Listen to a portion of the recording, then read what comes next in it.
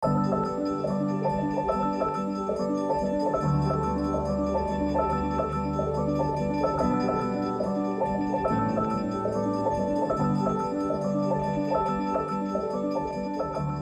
development expands an original LCC estate that was unfinished in its time and then had rather awkwardly placed 1960s buildings to the south of it. It's an interesting design brief, this, because the surrounding context is Grade 2 listed. It wasn't something we could mess with in a kind of disruptive way. We were so overjoyed that we're going to actually do some building work on here. And the other buildings were here before were cold, they were too small, and it was just isolated. There was just two little blocks just stuck on the edge, and it just didn't work for us. So I used to live in the block on Bourne Gardens that was demolished, single glazed, really cold in the mornings. If someone was on the phone 2 doors down, you could hear them. It's definitely better than Mullane House. I can't even describe it.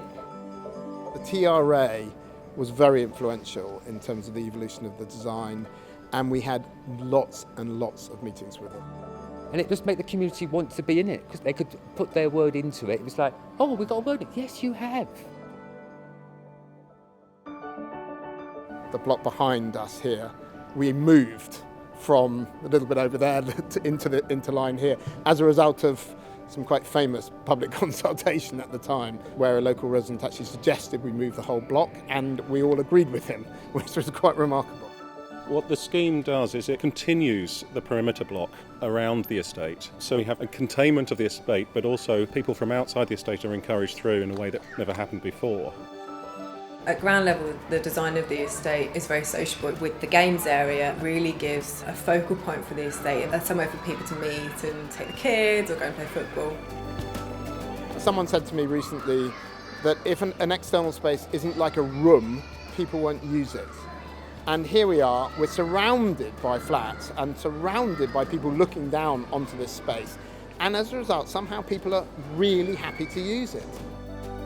The NHS is facing major health challenges. People are living longer, which is fantastic, but we're living with multiple long-term conditions, 1 in 4 of which are preventable. And the places we live can offer better choices and chances for living a healthier life. So if we have the ability to move around more, to walk to work, to cycle to school, then we are more physically active. So if you look around here, there's nice landscaping, so pedestrians are protected, but it feels like space that you can walk around, but there's still provision for parking and activity and play, and all of this leads to healthy streets design. And it's lovely that right here in the centre of Camden, there are people all over this estate, children running past. It's lovely to see it being so well used. The design of the individual homes, there's lots of natural light and good ventilation and good space, and also things like shared balconies, shared communal spaces. There's beautiful landscaping to make the area pleasant to walk around in. So having somewhere that encourages people to come out and socialise and play sport is fantastic for health and well-being in general. It's just a really joyful scheme. It is something that I do make an effort to detour and walk through. And now we're in a 2-floor house, and all the bedrooms are upstairs. There's 2 bathrooms. It feels a lot more like a home. It feels very mixed, and it feels like it's been done in a very equal way. From the outside, there's absolutely no difference between any of these flats. I'm going to say this, some are selling for £1 million and some are being rented for an affordable rent. It's a genuinely 10-year blind scheme. So I'm trained to be a nurse. To be able to live so centrally and to be able to get into the hospital quickly and easily in the mornings, and vice versa, is invaluable. I think for me the success of this scheme comes down to Matthew and his team and the amount of energy and hours that they put into it. And we were very lucky to retain them as the detail architects. Sometimes we lose architects at that stage, but that was key in securing the quality. So this 3-year relationship we had with the contractor Higgins, very much on a day-to-day basis, was absolutely crucial. They've done an absolute wonderful job in the colouring, the bricks, the style.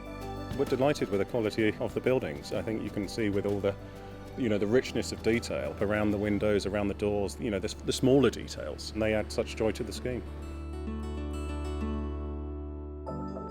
Camden's attachment to producing an object of this quality has been absolutely central to the process. The benefits of being owner-developer is the money is able to be recycled back into other council schemes, which we would probably lose otherwise. That we're able to build a product that will last for generations and have control over the quality of that product. And if they can do it in Camden, why not do it in other boroughs? Because you've no good building tower blocks. Put it into communities, in a circle. It works better. Lanes through roads, people get to know each other better. And anyone can mix together that way. And today when I've walked around, I've seen tenants who lived on small blocks, squeezed in. I've got lovely 4 beds on this side of the estate, lovely new flats, and they're so happy. I see my kids growing up. Is very happy. I never thought I would get a place like this. But most of the time I had to tidy up with him. He's the hurricane in my room. And mine.